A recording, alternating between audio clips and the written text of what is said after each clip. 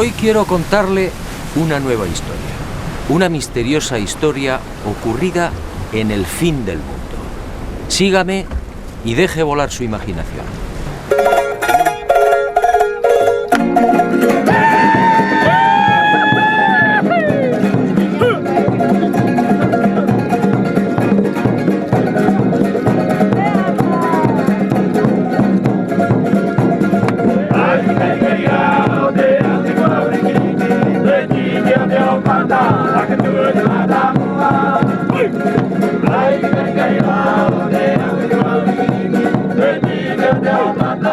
Ocurrió hace mucho tiempo y en mitad del océano. En aquel país vivía un rey sabio y prudente.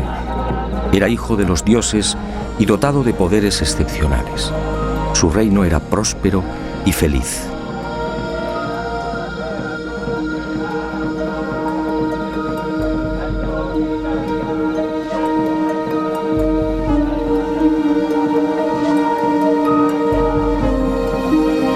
Pero de pronto aquel bello y exuberante lugar se vio amenazado. La tierra empezó a temblar y la mar, embravecida, avanzó inexorable, devorando el pacífico reino, y las tierras comenzaron a hundirse.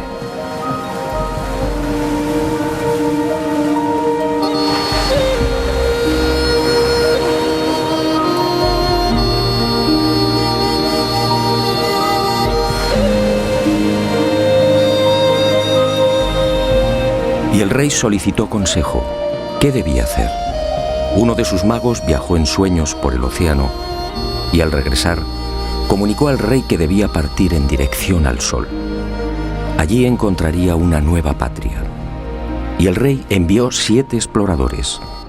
Y al poco, aquellos hombres confirmaron la visión del mago. El rey entonces se hizo a la mar, y con él todo su pueblo.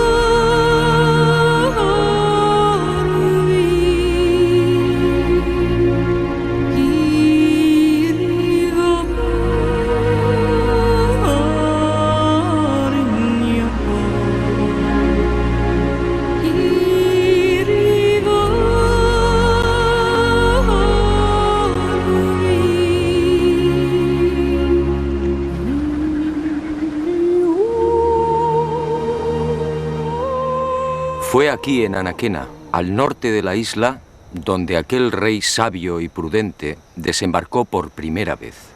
Y con él llegó también el primer Moai, el símbolo que representa a Pascua.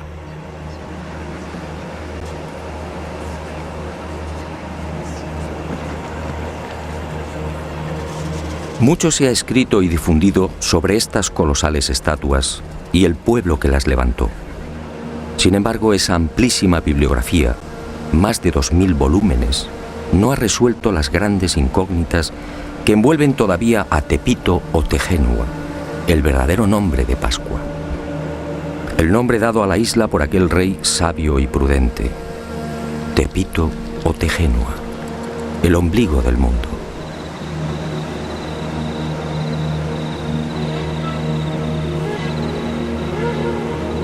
Científicos y especialistas no se ponen de acuerdo. ¿Existió en verdad aquel rey? ¿Se hundió la vieja patria? Si fue cierta la peregrinación por el océano, ¿cuándo se produjo? ¿Fue aquel rey y su séquito los primeros pobladores de Pascua? ¿Construyeron ellos los moais? Y de ser así, ¿por qué? ¿Cómo los transportaron?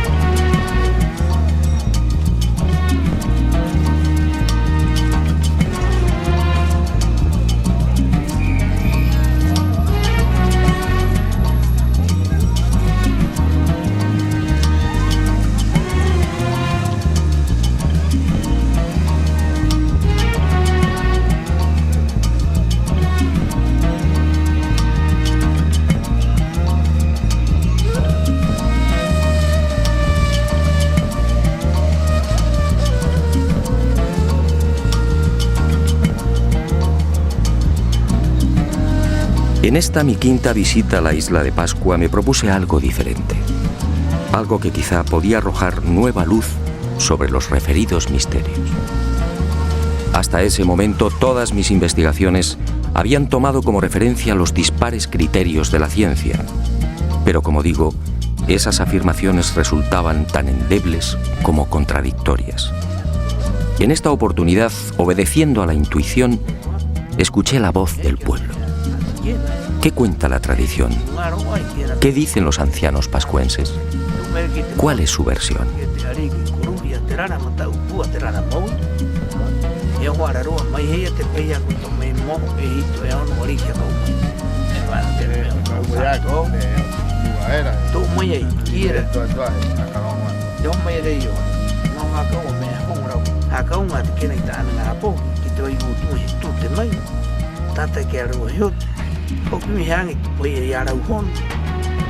Para los pascuenses o Rapa Nui, la historia de su pueblo transmitida de padres a hijos no ofrece la menor duda.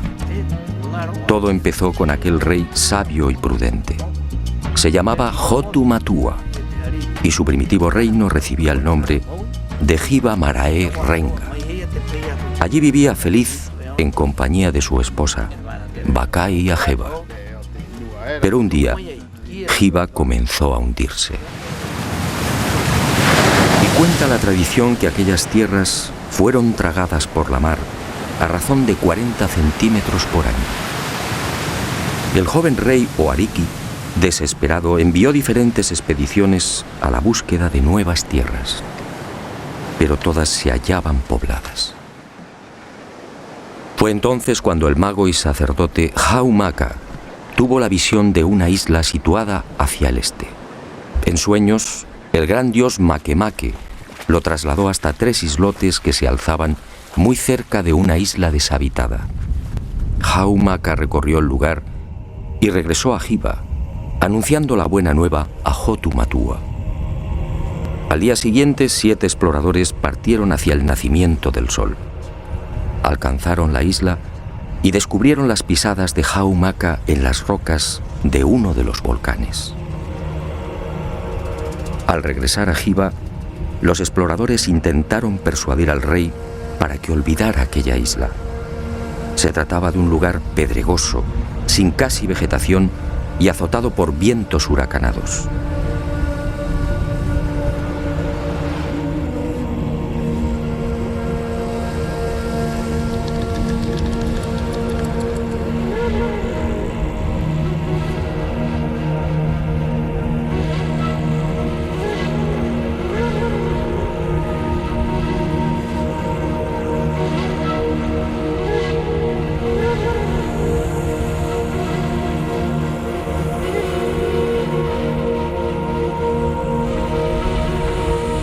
Pero Hotu Matua, confiando en su dios, zarpó de Hiva en 2 grandes canoas. En una viajaba el rey con 300 hombres seleccionados, en la otra la reina con las mujeres. Y con ellos, semillas, animales, un moai y la historia de Hiva, recogida en 69 tablillas de madera. Unas tablillas grabadas con unos signos que solo podían leer los sacerdotes e iniciados. Era la historia de aquel pueblo y de la lejana patria desaparecida bajo las aguas. Después de no pocas calamidades y tras 66 días de navegación, aquel pueblo avistó al fin la tierra prometida. Se trataba, en efecto, de una isla mágica que el rey bautizó como el ombligo del mundo.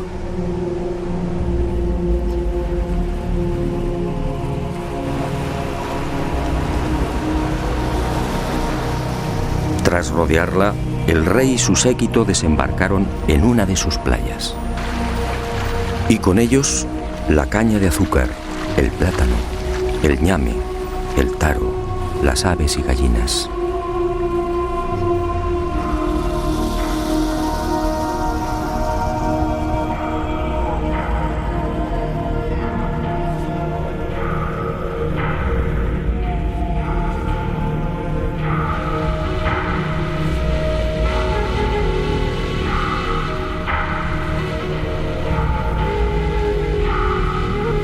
Y junto al rey, junto a los artesanos, agricultores, pescadores, adivinos, sacerdotes, mujeres y niños, desembarca también el símbolo de aquellas audaces gentes. Un símbolo que ha perdurado hasta nuestros días. Un símbolo cargado de misterio.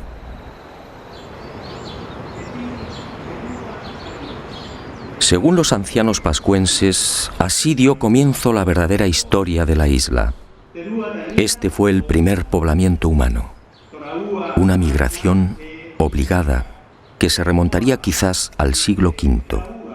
Los Rapanui establecen esta fecha basándose en la lista de reyes que sucedieron al mítico Hotu Matua y que conservan con nitidez en la memoria colectiva. En total, dicen, la isla ha sido gobernada por 64 arikis, con una duración media de 25 años por reinado. Este cálculo nos situaría alrededor del año 400 después de Cristo.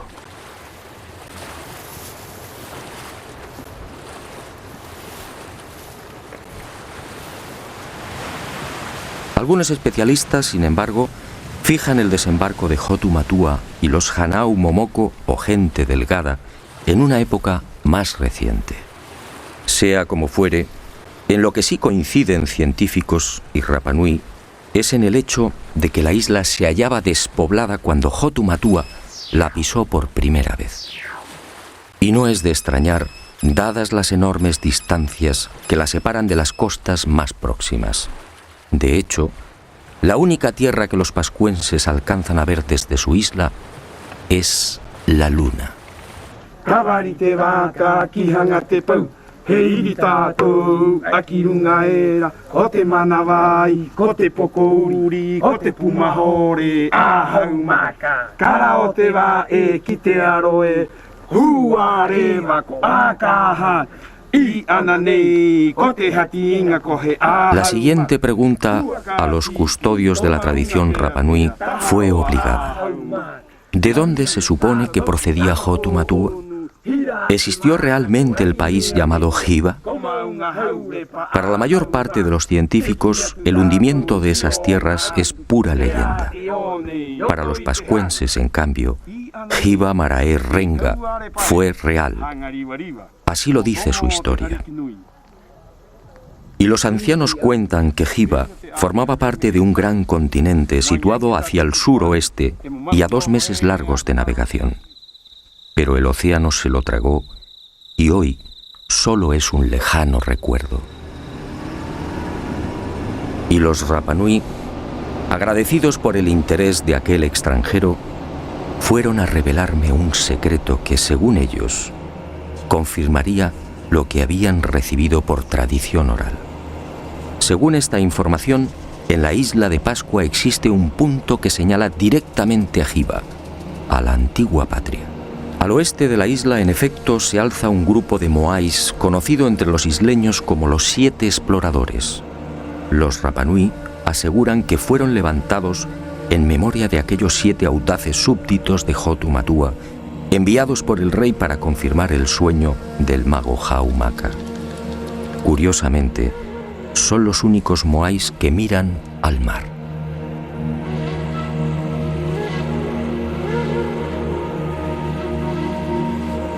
Estos 7 moais apuntan directamente al lugar donde, según la tradición, se hallaba Hiva, en las proximidades de Nueva Zelanda, exactamente en el rumbo 254. ¿Casualidad? Lo dudo. Para la ciencia, aquella primera oleada humana que llegó a Pascua tuvo que proceder de algún punto más cercano. Y algunos señalan las Islas Marquesas, al noroeste.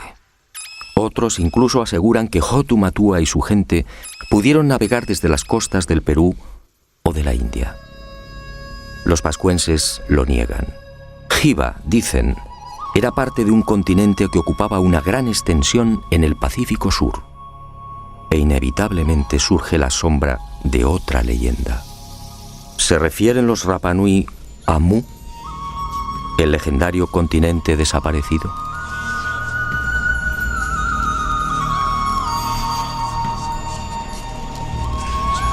Lo cierto es que Hotu Matua y los primeros pobladores del ombligo del mundo, llegaran desde donde llegaran, trajeron consigo una cultura tan esmerada como desconcertante.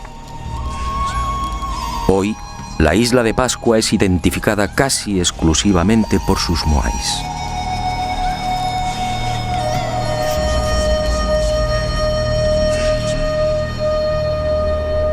Sin embargo, aquel rey y aquellas gentes delgadas eran portadores también de otros secretos y extraordinarios conocimientos. Una sabiduría incomprensible para aquel remoto siglo V.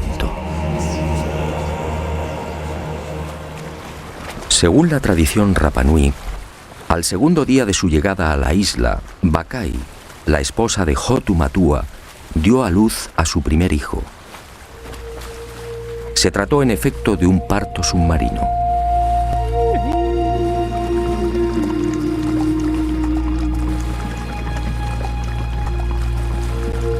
Las mujeres se sentaban sobre una piedra rectangular, de forma que el agua las cubriera hasta el pecho.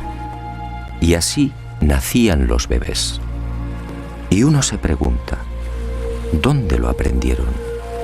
¿Cómo sabían de las ventajas de esta clase de alumbramiento? Fue en la primera mitad del siglo XX, y a título experimental, cuando algunos países nórdicos se decidieron a practicar el parto submarino.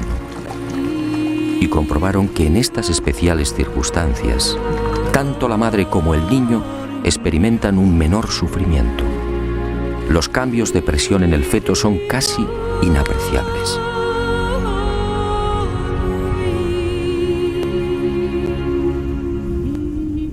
Con la llegada a Pascua de la civilización, o debería decir de la supuesta civilización, esta ancestral costumbre se perdió, como se perdería también otro ritual igualmente insólito y que, según la tradición, procedía de Hiva. Las embarazadas eran trasladadas a la ciudadela sagrada de Orongo. Una vez aquí, los sacerdotes recogían el líquido amniótico, siendo utilizado por reyes y reinas para el cuidado de la piel y en las ceremonias de fertilización de la tierra. ¿Cómo sabían los primitivos pascuenses del poder regenerativo del apnio?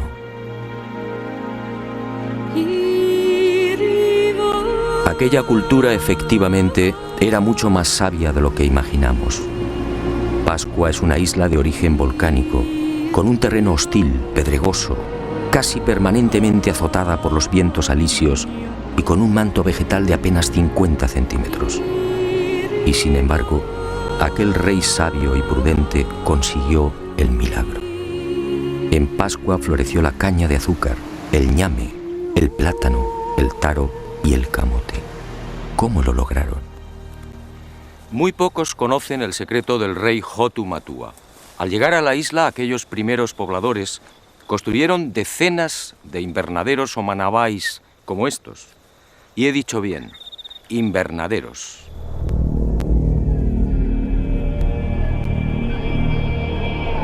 He aquí otra muestra de la sabiduría de aquel pueblo.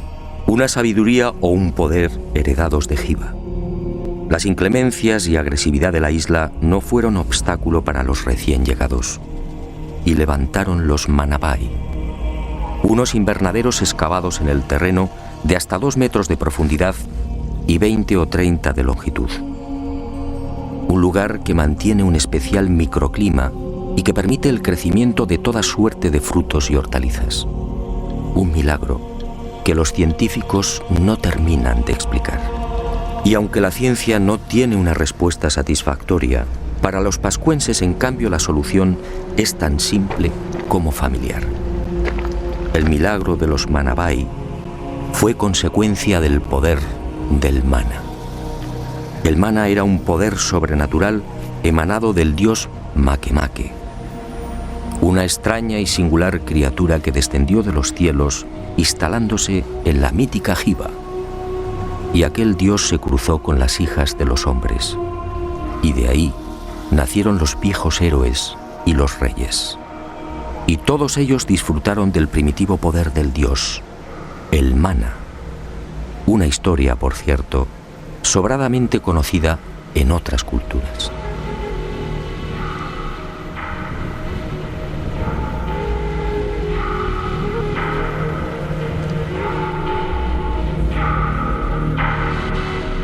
Y cuenta la tradición Rapanui que ese mana heredado de padres a hijos fue utilizado por reyes y sacerdotes en beneficio del pueblo. Ninguno de mis informantes supo explicar con precisión en qué consistía dicho poder sobrehumano. Todos, sin embargo, coincidieron en algo. Era como una fuerza, como una energía que modificaba personas y cosas. Cuando el rey extendía sus manos hacia la mar, peces y tortugas se multiplicaban, abasteciendo así a sus súbditos. Cuando el ariqui tocaba semillas o plantas, las cosechas prosperaban. Cuando lo hacía con los animales, la fuerza del mana los engordaba, acelerando la reproducción. El propio nombre del dios, Makemake, no es otra cosa que una apócope o supresión de letras de la primitiva designación de la deidad. Manake, Manake. Es decir, el que disfruta de un poder más que excepcional. En definitiva, según los ancianos Rapanui, fue gracias al mana como sus ancestros lograron transportar los grandes bloques de piedra que cierran los invernaderos. No importaba peso o volumen. El mana, dicen, los hacía levitar, venciendo así la gravedad. Y otro tanto sucedió con las extrañas construcciones que se alzan al sur de la isla, en el paraje conocido como Binapú. Otro de los grandes enigmas de Pascua, para el que los científicos tampoco tienen explicación. Aquí, desafiando toda lógica, permanecen los restos de un aju o altar, muy diferente a los 101 que se conservan a lo largo y ancho de la isla. Diferente, sí, por su estructura y por el peso y pulido de los bloques que lo integran. Bloques de duro basalto de hasta 11 y 12 toneladas perfectamente escuadrados. ¿Cómo lograron semejante perfección? Ni siquiera una afilada navaja puede penetrar entre sus paredes. Pero quizá lo que más sorprende de esta construcción es la extraordinaria semejanza con otros muros situados a miles de kilómetros. Sígame y juzgue por sí mismo.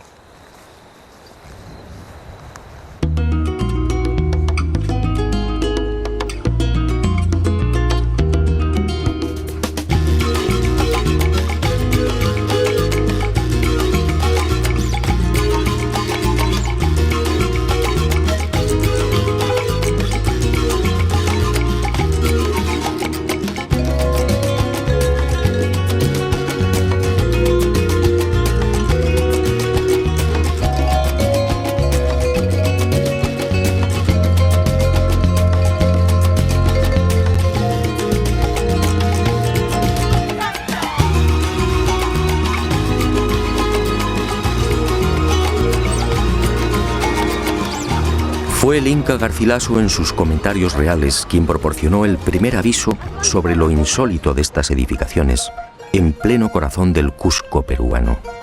Parece como si alguna clase de magia hubiera presidido su construcción. Más parece trabajo de demonios que de seres humanos. Y llevaba razón. ¿Cómo explicar esta piedra de 12 ángulos? ¿Cómo entender el transporte y alzado de estas formidables masas de piedra? ¿Cómo las pulieron? ¿Cómo lograron ese milimétrico encaje idéntico al de Vinapú en la isla de Pascua?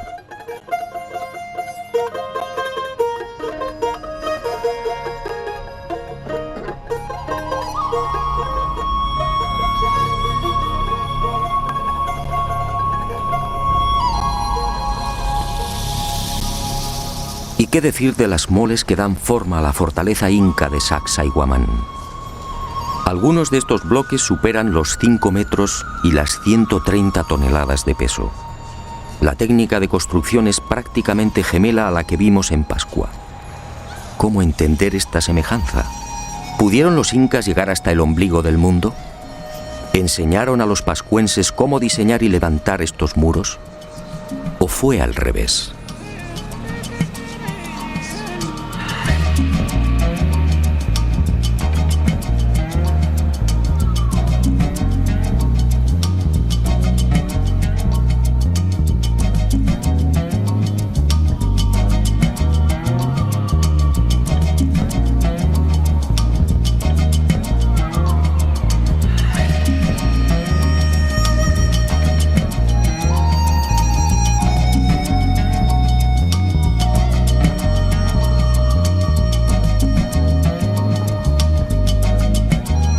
Y otro tanto sucede con los almacenes y tumba del rey Ranjai, en la ciudad etíope de Aksum.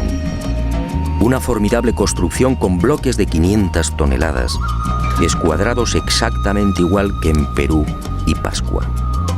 Un complejo funerario que se remonta al año 2500 a.C.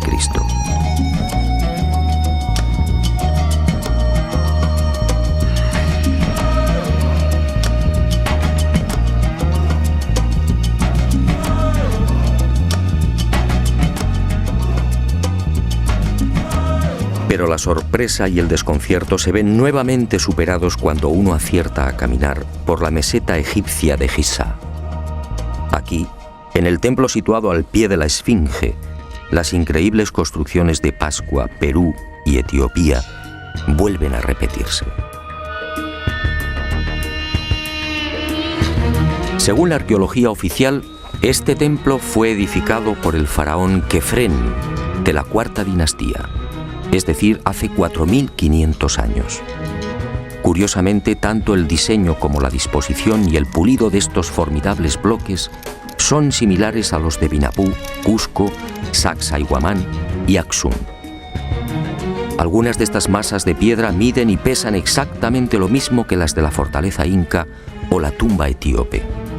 Otras, con 9 metros de longitud y 3 de altura, superan las 240 toneladas. La perfección es tal que tampoco aquí es posible introducir la hoja de un cuchillo entre las paredes. ¿Cómo lo hicieron? Nadie tiene una explicación convincente. ¿Navegaron los antiguos egipcios o los etíopes hasta América del Sur y la isla de Pascua? No parece lógico. La distancia entre estos países y el ombligo del mundo es de más de 15.000 kilómetros. Pero entonces, ¿qué ocurrió?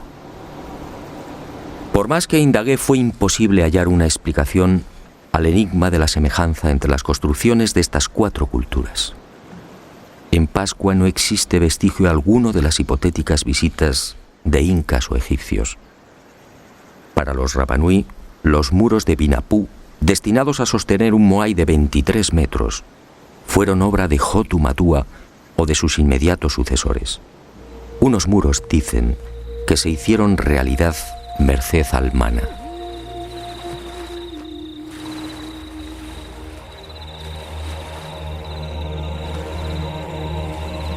Hotu Matua.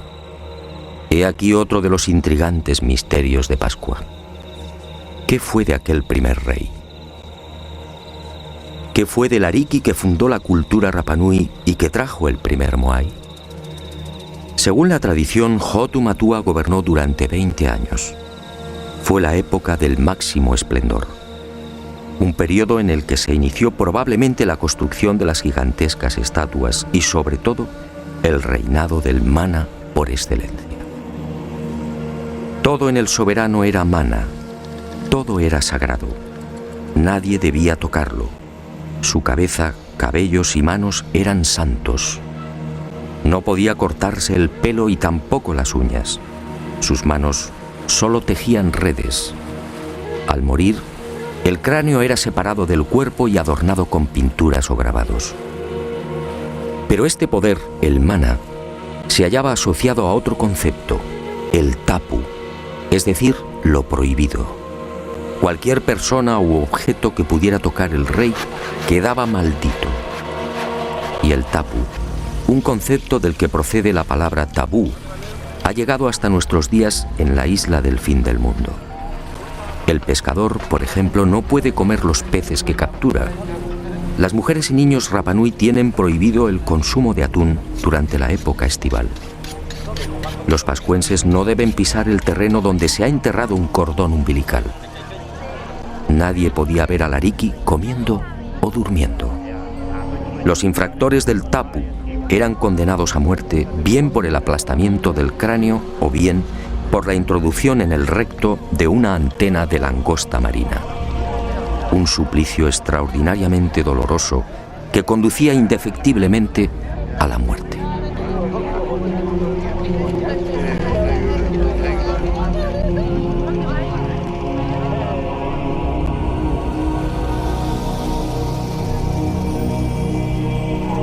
Cuando pregunté por la tumba de Hotu Matua, todos coincidieron. Fue sepultado en Akahanga, al sur de la isla. Un punto equidistante de todas las tribus, y su cabeza, dicen, fue arrojada al mar para que regresara a Hiva. Hoy, este lugar es igualmente sagrado. Los Rapa Nui, celosos de sus tradiciones, no han marcado la tumba. No desean intromisiones.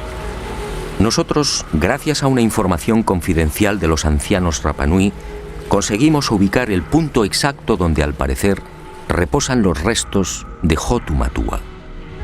Pero di mi palabra de no desvelarlo, una palabra igualmente sagrada.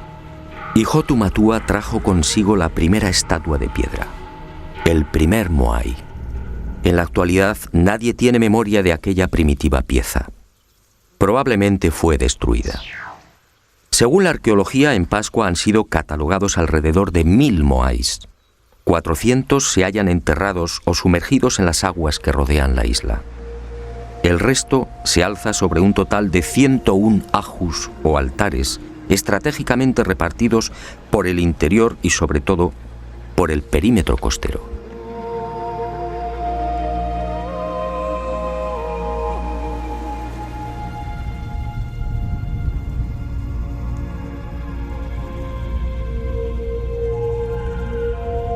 Como decía, es mucho lo que se ha dicho y escrito sobre el símbolo por excelencia de Pascua. Y a decir verdad, son muchos también los infundios y despropósitos que giran en torno a estas colosales estatuas. ¿Fueron construidas por seres extraterrestres? ¿Fue Hotu Matua y su gente, como ha llegado a difundirse, una perdida expedición de la no menos mítica Atlántida? La verdad probablemente es otra. Los moais encierran aún algunos misterios, pero en mi opinión, nada tienen que ver con seres llegados del espacio.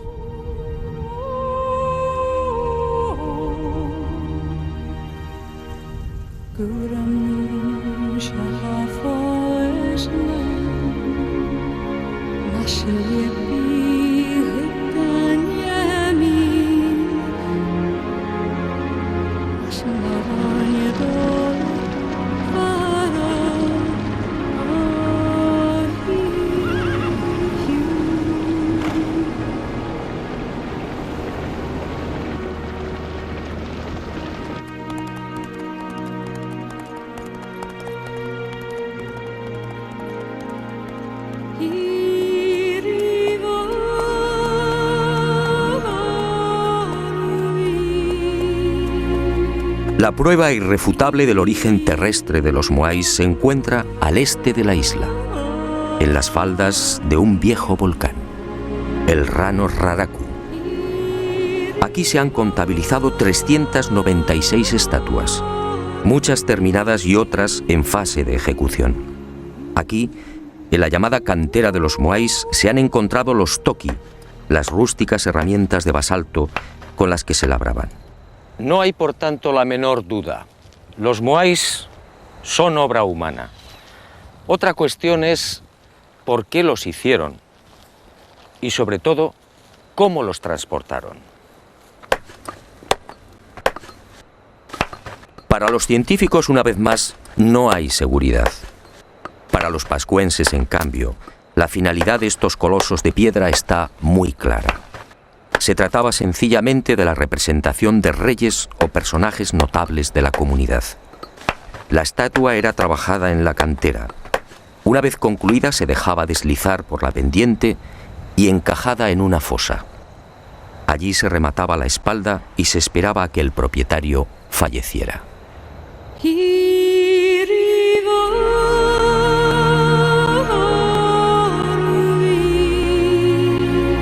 Cuando esto ocurría, el moai era trasladado al lugar elegido y alzado sobre el aju o altar. Era entonces cuando los artesanos procedían a la fase culminante. Abrían las cuencas oculares y engastaban en ellas unos ojos de coral blanco con pupilas de escoria roja. Y esa mirada terrorífica era la señal. El difunto tomaba posesión del moai y su poder, el mana, se difundía a través de dicha mirada. Y el mana alcanzaba así a todos sus súbditos y familiares. Por eso la casi totalidad de las estatuas mira al interior de la isla. Y en ocasiones, según la categoría del difunto, los moais eran adornados también con los pukao, una suerte de moño o sombrero elaborado con escoria roja y que, según los Rapanui, constituía el emblema del nuevo hombre Dios.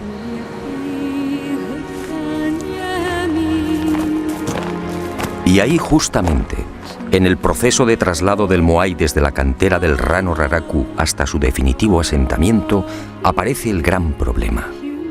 El verdadero e irritante enigma que envuelve todavía a los moais.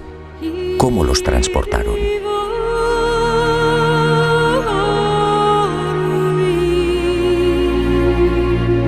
La altura media de los casi 600 moais que pueden contemplarse hoy en la isla oscila alrededor de los 4 metros, con un peso aproximado de 20 a 30 toneladas. Hay excepciones, como en los casos del moai Paro, en la costa norte, con casi 10 metros de altura y 85 toneladas de peso. Y el moai, a medio terminar, de la cantera del Rano Raraku. Este coloso de 22 metros de longitud habría llegado a pesar unas 250 toneladas. En el caso de los sombreros o pucaos, la mayor parte de estos cilindros supera las 7 y 8 toneladas. ¿Cómo se las ingeniaron los Rapanui para trasladar semejantes moles a lo largo de la isla y para elevar los tocados hasta 5 metros de altura?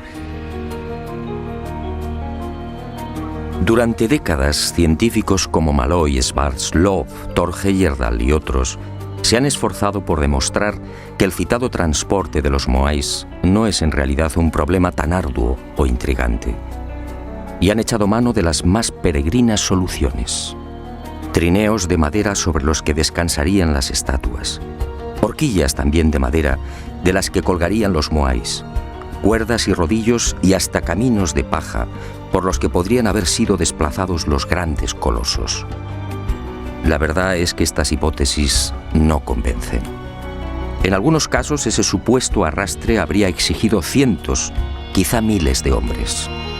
En otros, el uso de cuerdas o maromas amarradas al cuerpo de las estatuas habría dañado irremisiblemente la palangonita, la frágil piedra volcánica con la que fueron labradas. El ejemplo más claro lo tenemos en el moai de Tongariki. En 1982 fue expuesto en la ciudad japonesa de Osaka. Pues bien, a pesar del exquisito cuidado desplegado en su manipulación y transporte, las sogas lo dejarían marcado para siempre. Y me pregunto, si los antiguos pascuenses se valieron de cuerdas y rodillos para transportar los moais, ¿por qué ninguna de las estatuas presenta las lógicas rozaduras? Pero el gran fallo de cuantos han intentado explicar el traslado de los moais de forma convencional aparece al echar mano de la madera. ¿Rodillos? ¿Trineos? ¿Horquillas? ¿Estructuras en forma de V? Los científicos, al plantear sus hipótesis, dan por hecho que dicha madera era un bien abundante en la isla. Grave error. Los ancianos lo han repetido hasta el aburrimiento. Pero nadie les ha prestado atención. En Pascua, dicen los Rapanui, jamás hubo bosques. Y vulcanólogos y expertos en polen han terminado dándoles la razón. Hace 10.000 o 12.000 años, la isla padeció la última gran erupción volcánica. El Maunga Terevaca al norte entró en actividad y los ríos de lava arrasaron Pascua, sofocando cualquier vestigio de vegetación. Cuando Hotu Matua desembarcó en Anaquena, el ombligo del mundo era un paraje casi desolado. El único arbusto presente en la isla era el toromiro, de apenas 1,30 metros de altura y 30 centímetros de diámetro.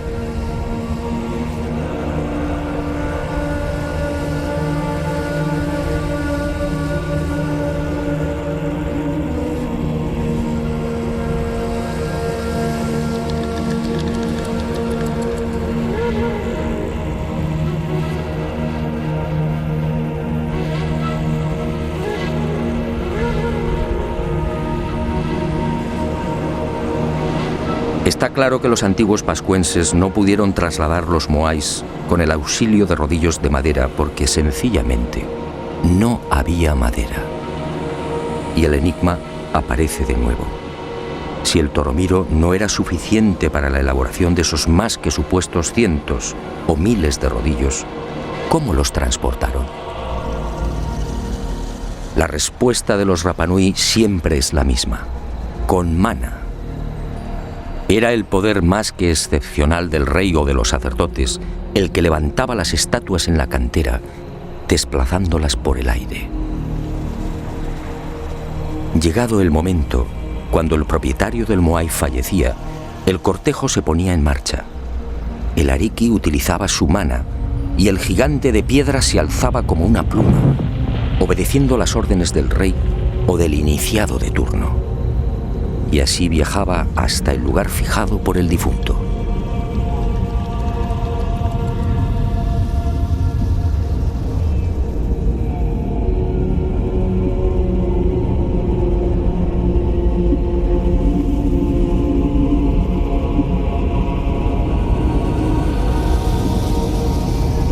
Así, aseguran los ancianos, se salvaban los accidentes geográficos depositando el moai en los ajus más inaccesibles, incluso en los acantilados.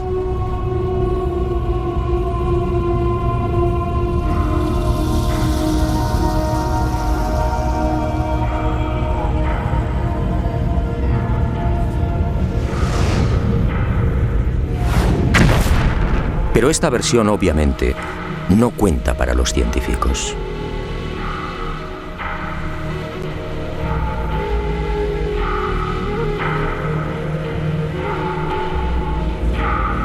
La magnífica industria lítica de los pascuenses se prolongaría hasta el siglo XIII. En ese tiempo, como dije, fueron tallados 1 millar de moais. Fue la época dorada de la isla del fin del mundo.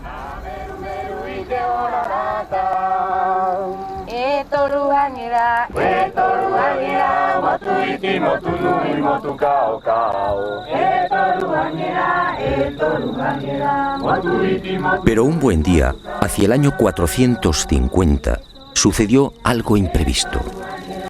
En la isla desembarcó una segunda oleada humana. Eran los Hanau Epe, unos individuos corpulentos que terminarían provocando el gran desastre.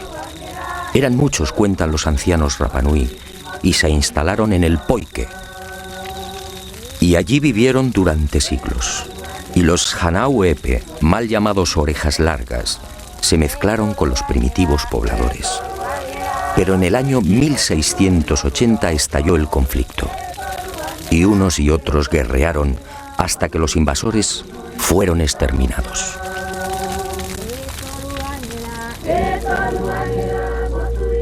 La isla no se recuperaría jamás de aquella sangrienta guerra. Y poco tiempo después, las rivalidades entre tribus y familias desembocarían en otra catástrofe. Una parte del pueblo se rebeló contra la tiranía del rey, ensañándose con los símbolos del poder, los moais. Y muchas de las estatuas fueron derribadas. Y así han permanecido hasta hoy. Fue el final de los colosos de piedra y del mana. Desde entonces, los moais solo son un recuerdo.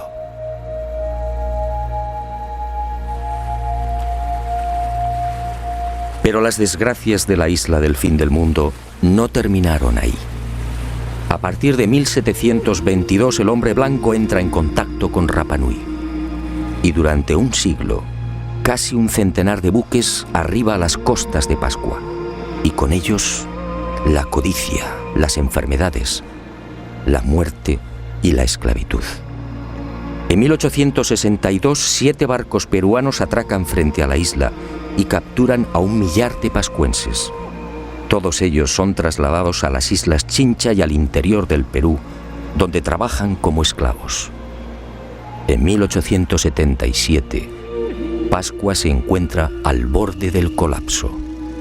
La población suma 111 personas.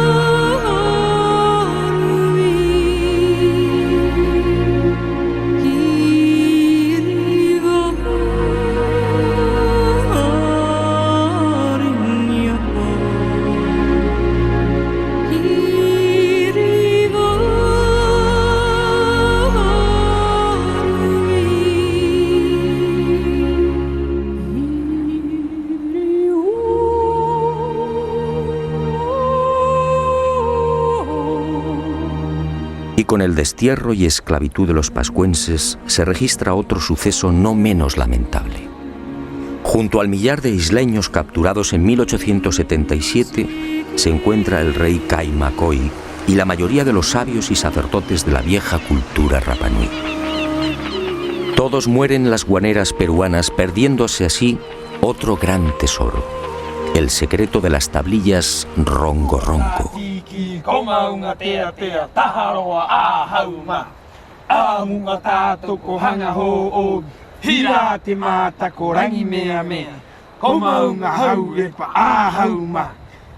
Cuenta la tradición que fue Hotu Matua, el ariqui sabio y prudente, el que trajo consigo las 69 tablillas de madera en las que se narraba la historia de Jiva y de su pueblo. Unas tablillas o maderas parlantes, grabadas con 150 signos básicos y con los que podían componerse más de 2000 lecturas. Un formidable tesoro que se perdió con el destierro de los últimos sabios e iniciados Rapa Nui. Hoy solo quedan 24 de estas tablillas repartidas por los más importantes museos del mundo. Su valor es incalculable. Algunas están valoradas en $2 millones. Aquí, sin duda, se explican muchos de los enigmas que todavía envuelven a Pascua.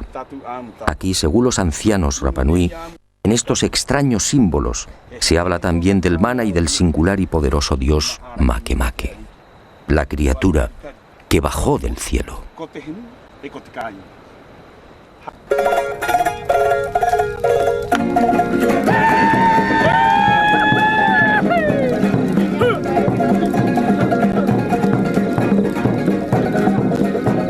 Es probable que nunca alcancemos a desvelar los misterios de Pascua.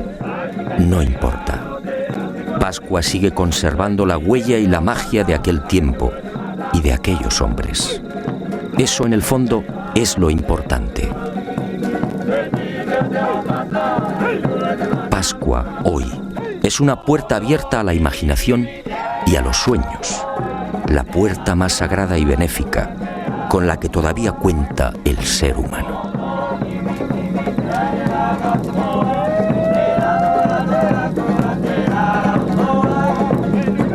Ay, no,